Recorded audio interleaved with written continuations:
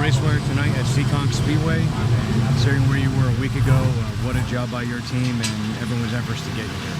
Yeah, I can't thank my dad and Jim enough. I mean, they worked all week, and my mom for going with my dad on Sunday, bring the car to Maine, Taylor, and Ben up the distance. For how quickly they put this car back together. I mean, they basically rebuilt the whole car. It was pretty good out of the box, a little tight. We threw a couple changes at it and it seemed like it helped a pretty good amount in the feature. We talked before the heat races, and the car really wasn't the same as the last practice before the crash, but did you feel you had a better sense of it by the time the feature ran and you actually had your race with it? Yeah, I mean, the car was pretty good. I definitely think what we had last week before the race was definitely better. We have all the numbers and stuff. I think we'll get there. Just got to rescale it and go from there. Obviously, there's a lot of people that make this season happen, but you need to certainly have all of them working well, and you need an unexpected crisis like that to happen, and you need to rally from it. So how important was that to just have the fortitude for your whole team, everybody pitching in to make this work? Yeah, I mean, it's awesome, especially even that night with the wreck scene. How many people came over to help us out? Helen's running home, grabbing their car, letting us letter it, and run it for a few laps. You know, that's a pretty expensive piece that they're letting us charge around just to get some points. I mean, it shows you where your real friends are, the people that care about you. You know, on top of that, I mean, like I said, with Jim, my dad, and Mike, and all the guys that helped us out, how hard they worked in the shop all week to get this car. And my dad got home last night at 8. And had to go through it, nut and bolted. I was lettering it this morning. It was pretty much down to the wire. And then once you guys had the feature start, the car seemed like it was really good the whole race for you.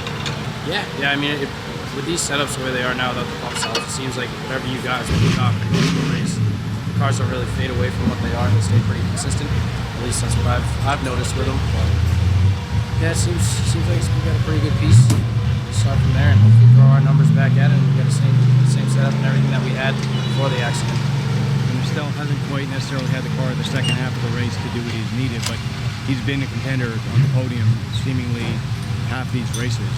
How much of a threat were you concerned with him? I mean, whenever you see someone like Freddie, Dave, or Ricky or any of those guys, you know, you grew up watching them. So to see them in the mirror, they fill holes pretty quick, so it definitely keeps you on your toes. And it's tough when you got your spotter telling you in the ear to save your tires a little bit, but when you see the 30, the 14, or the 52, you don't want to do that. You want to keep going as fast as you can. So. Granted, you won the season opener. It was an up-and-down season last year. How much has this team learned by the time this second win came around to where the team's running better this year? Is that just the maturity where the team's evolved and gotten better this second year? Yeah, I mean, I think it was more of a driver thing, you know, being my rookie year and stuff, and not being used to the cars. I had a talking boy at the end of the year, and he was basically telling me, like, he doesn't care where I finish as long as the car's in one piece, and I'm progressing each week. I kind of just kept that mentality through week one and kept myself out of some positions that I probably would have gone for last year, and it's paid off. The car was in one piece, and except for last week, which obviously was not in our control. But I think Roy put the bug in my ear, and I'm doing pretty good at what he said.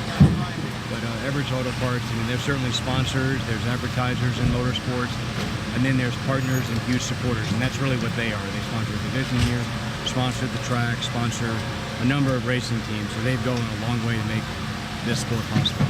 Yeah, I mean, I can't thank Roy enough. You know, Everett Auto Parts, like his tires, JNR Precast with Junior, he helps us out with the car. We get to keep it at his shop, and he's very knowledgeable with these cars. He helps us out big time. So, I mean, I can't do it without those guys. And this is your 34th win here, which ties you for 16th all time with Billy Clark and Kevin Casper. So you move up the ranks again. I forgot you were the man with that stat.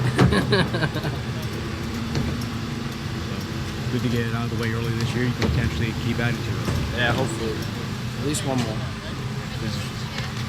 Figuring things out this second year, does that change your goals the rest of the year? You feel you have more confidence and you guys can maintain this performance? I think we're just going to keep doing what we're doing. You know, keep the car in one piece and just try and finish every week.